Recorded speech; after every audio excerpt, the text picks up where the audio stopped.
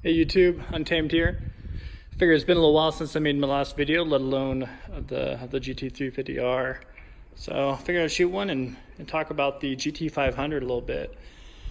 For starters, let me know what your guys' opinions are of that.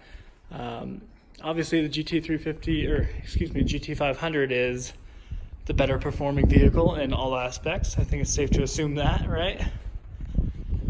However, does that make it the better vehicle?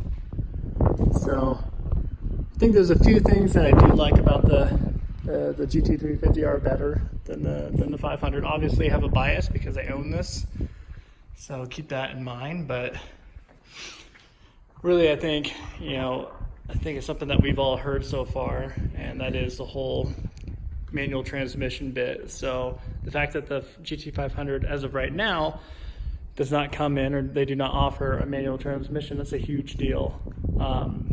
Like you guys have seen in my previous videos, I've owned a R35 GTR R35. I've owned F80 M3, both with the automatic, quote unquote, the dual clutch transmissions. And although they were still a blast to drive, and they performed very well, but for daily driving, just putzing around town is way more enjoyable to be rolling through the gears.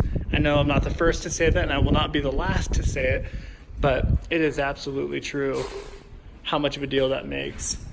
I think for true car enthusiasts, if you're not tracking your car every weekend and trying to get the best lap times, a true car enthusiast will always appreciate the manual a lot better and just find it a lot more enjoyable. And I absolutely do. So some things I do like better about the GT500, obviously the power, that's a no-brainer. But I do like the exposed carbon fiber wheels on the 500. I think those look amazing. Whereas obviously we do have the carbon fiber wheels on this, but they're still painted gloss black, so they're covered up. I do like the wing better on the 350s. The 350R, carbon fiber again, but painted black. I like this better, and I think it just goes with the lines a lot better. Again, that's all opinion. A little less boy racer in my opinion. What else do I like better on this? I do like the front grille better. And I know that's going to be, again, everything is going to be strictly opinion based, but I like that this is, off-centered over here to the side and not the giant snake screaming at your face in the middle. I like that it's over here. Again, personal preference, but I think that looks great. What else? So I do like the giant hood scoop though, or hood scoop, the whole hood vent, the carbon fiber hood vent on the 500 a lot better. That's pretty aggressive looking. What else?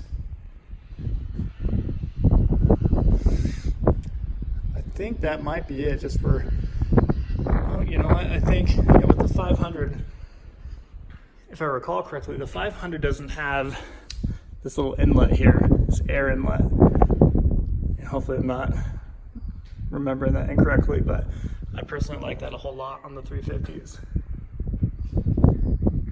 But yeah, I think that's about it. I do wonder, I haven't really looked into it too much yet, but I do wonder what the adjusted dealer markup is going to look like on the 500s. I'm sure they're going to be, $15,000, $25,000 above MSRP. Which is going to be ridiculous, so it might take a couple of years for it to actually get down to normal prices, kind of like what the 350s did. But yeah, I think that's really all I'm going to talk about in this video. Let me know what your thoughts are on the GT500 versus the 350. Which one would you take, and honestly why? So let me know what you guys think. As always, I really appreciate you guys watching, and let me know if you want to see anything in particular. I'm always happy to share. We've got these two kittens over here. They've been a blast to drive, and the Raptor, who would have thought that makes a really good daily driver? It definitely does. So, yeah, let me know what you guys want to see. Appreciate you guys watching.